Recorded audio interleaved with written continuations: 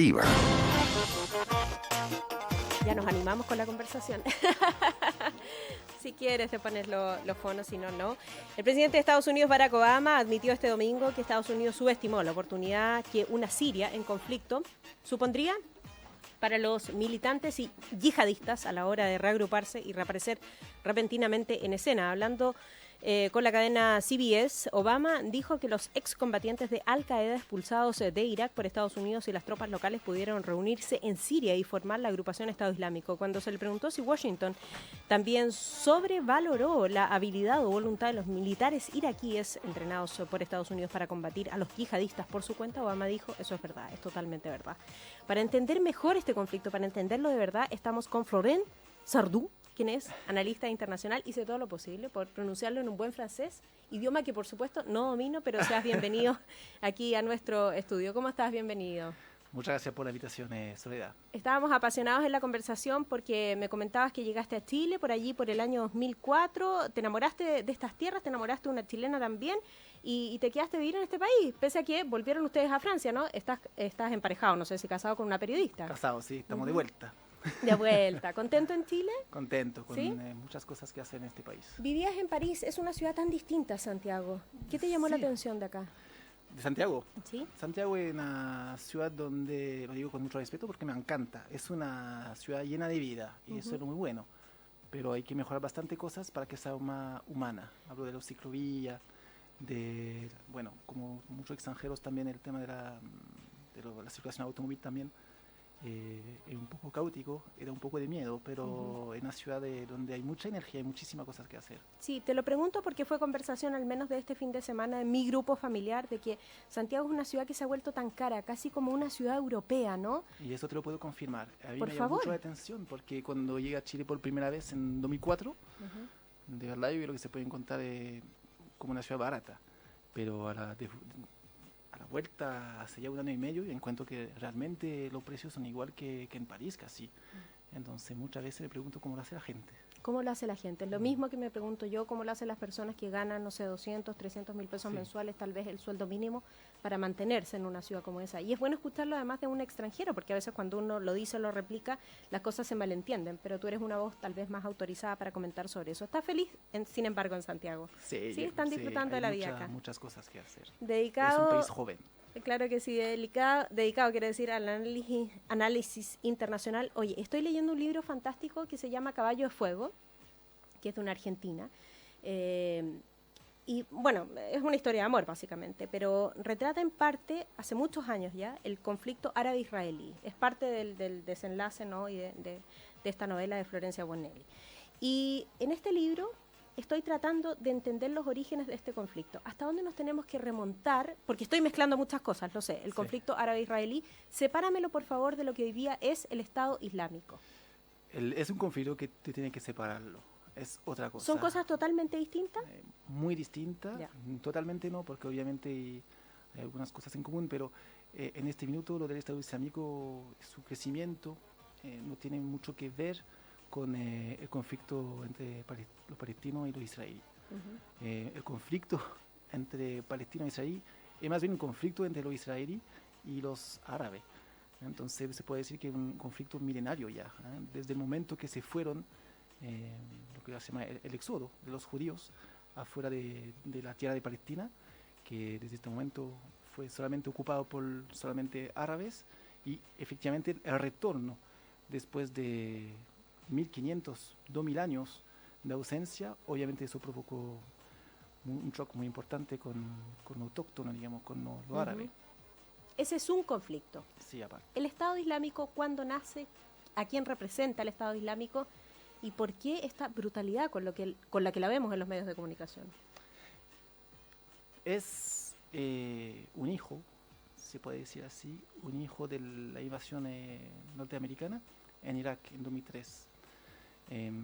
Es una versión aún más violenta, aún más radical, y difícil entender que pueda ser aún más radical que Al-Qaeda, pero lo es. Y todo eso tiene que ver con, digamos, el desorden que provocó en la estructura básicamente social y política de Irak, la invasión de los Estados Unidos. Hasta entonces, con Saddam Hussein, los suní eran prioritarios, gobernaba, aunque eran una minoría. Y al derrocar al dictador Saddam Hussein, terminaron con la supremacía de los suní, los chiíes se apoderaron del poder y eso provocó el rencor, el odio de los suní. Entonces estamos en un conflicto comunitario, religioso, entre las dos partes de Islam, los suní y los chiíes. Refresca nuestra memoria. ¿Cómo Estados Unidos interviene en ese conflicto? ¿Del lado de quién? Y entregando qué tipo de recursos, además, en esa guerra. Bueno, en 2003 Irak interviene porque se supone que Saddam Hussein tiene, lo que al final incluso Chile, igual que Francia en este minuto, se opuso en el Consejo de Seguridad para una intervención militar, porque decían que la prueba, las evidencias que mostraban los norteamericanos no era suficiente, pero lo invadieron los norteamericanos por supuestamente la presencia de armas químicas en Irak. Uh-huh. Eso fue el motivo, que no era real. En realidad, el objetivo era derrocar a Saddam Hussein y con el sueño, más bien decir la ideología, porque en este minuto estamos con George Bush, que está rodeado de nuevos conservadores, que tienen la ideología de decir vamos a imponer por la fuerza y por el bien de la región un Estado democrático, y lo que no fue así. ¿Fue eso un error? O sea, no me pertenece tanto como analista decir si fue un error o no, pero los resultados de hoy están claramente catastróficos. Uh-huh. Tenemos una región que está en un conflicto permanente y cada vez más fuerte. Uh-huh. ¿Cuántas personas viven allí? ¿Cuántos de ellos son inocentes? ¿Cuántos están preparados para la guerra? ¿Y cuántos de ellos también son extremistas? Sí, mira, lo más importante, venía hoy día con algunas cifras para que uno se represente un poco lo que representa específicamente lo que los mismos yihadistas llaman su territorio el Estado Islámico. Eso, danos un contexto. El Estado Islámico, que finalmente son territorios entre Siria y Irak, que son territorios de mayoría suní, hoy día representan 90.000 kilómetros cuadrados, lo que representa más o menos la superficie de un estado como Nicaragua, y alberga 6 millones de habitantes, el tercio de Chile. Uh-huh. Eso sí. Y además, lo que hace que es una organización muy poderosa y que es una amenaza global, es la organización terrorista con más dinero de la historia. Hoy día, es difícil dar estimaciones, pero son alrededor de 2.000 millones de dólares que tienen en sus manos. Entonces, un verdadero Estado. Además, tiene armamento sofisticado por haberlo conquistado frente al ejército iraquí. Entonces estamos frente a una organización que ella misma se reivindica como un Estado tremendamente poderosa. Sí. y que va extendiéndose, lo que provoca la reacción, digamos, la respuesta de Estados Unidos y de sus aliados. Va extendiendo sus brazos, digamos. Exactamente. Sus brazos poderosos. Sí. Parte del libro que te estoy comentando, que se llama Caballo de Fuego, narra esto.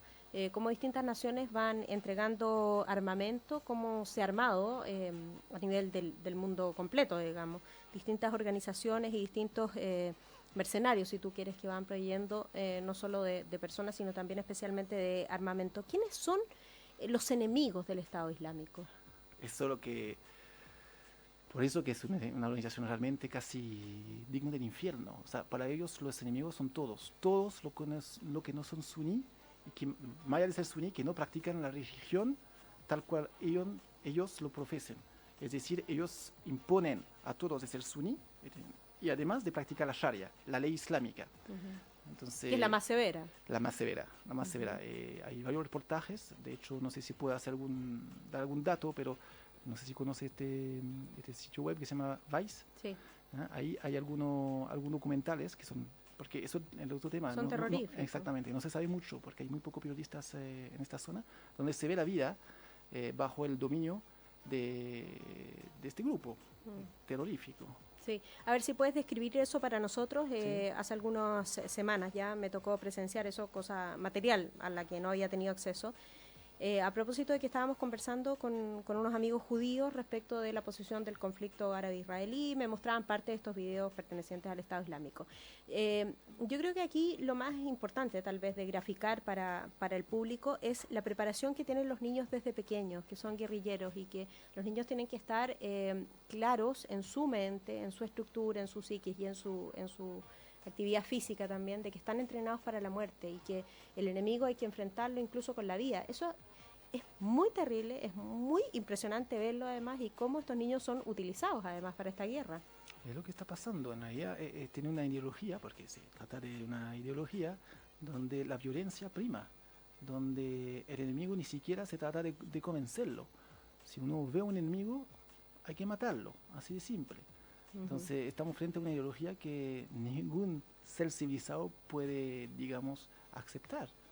Pero eso está pasando. Claro, porque bajo ese esquema no solo los judíos, que son tal vez sus primeros enemigos, son enemigos, también lo son los árabes y todos aquellos que no piensan como ellos. ¿Y por qué no decirlo los occidentales? Yo insisto, el gran problema, digamos, lo que hace que esta organización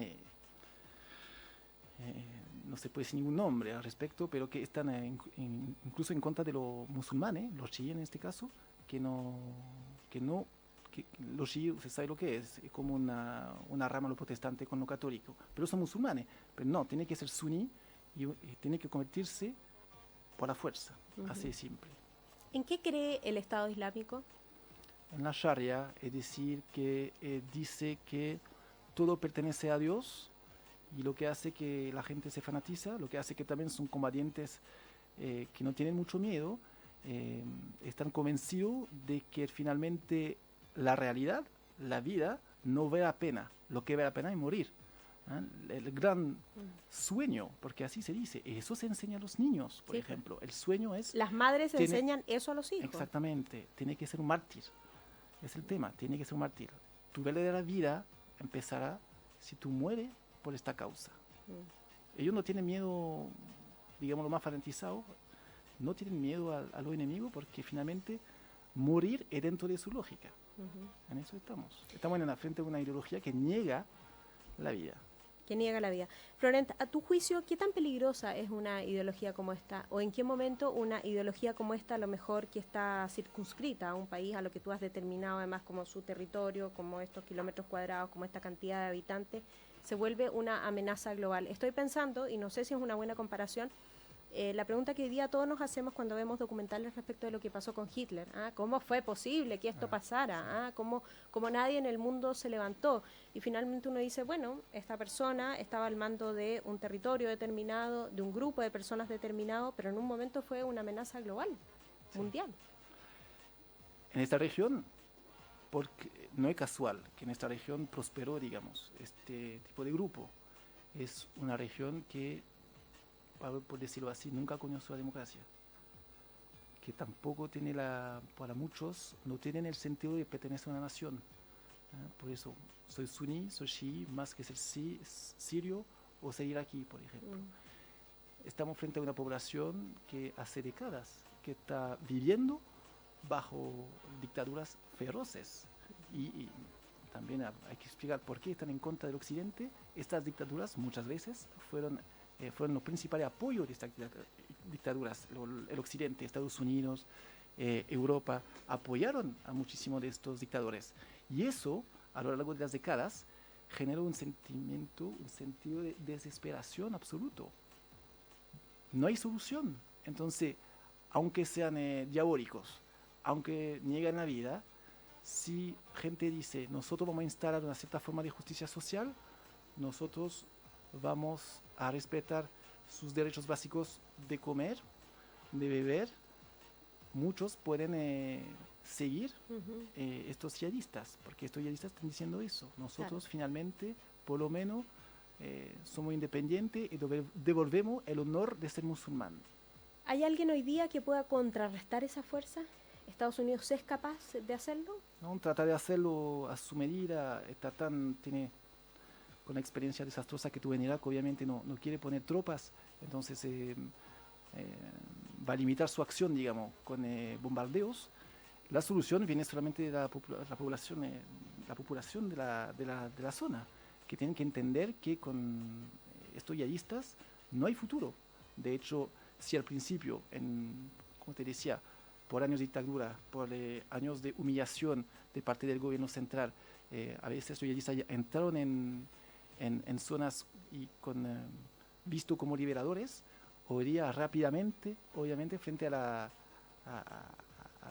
lo que significa vivir con los yihadistas, la población se está alejando y está lista para quizá la llegada de una democracia, ojalá. Pero hay que ver eso. Resulta casi imposible eso, es ¿no? una zona, que la gente tiene que entender eso, es una zona que nunca conoció la democracia. Nunca. Que nunca conoció... ¿Cómo viven? Siempre con la ley del más fuerte. Yo conozco a un militar, tengo un pariente que es militar, y entonces él me va a poder arreglar mi pensión, voy a poder tener más pan. Es la ley del más fuerte, es el prototipo de una dictadura. No hay respeto de los derechos individuales.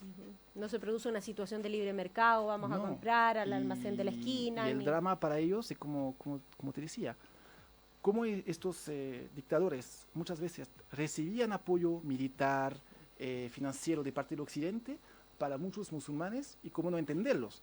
Tampoco ven que los occidentales sean una solución o sean un aliado de verdad, porque en su momento apoyaron a los dictadores. Entonces estamos frente a una frustración que dura hace décadas y que lamentablemente explota en lo que estamos viendo hoy.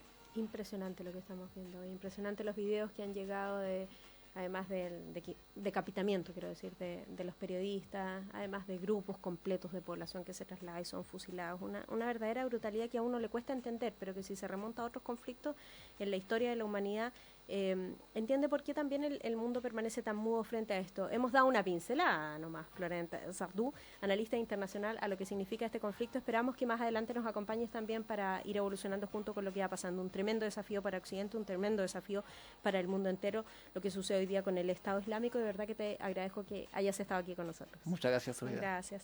Vamos a la pausa, ¿les parece? Antes saludamos a BCI. Cuando tienes una empresa,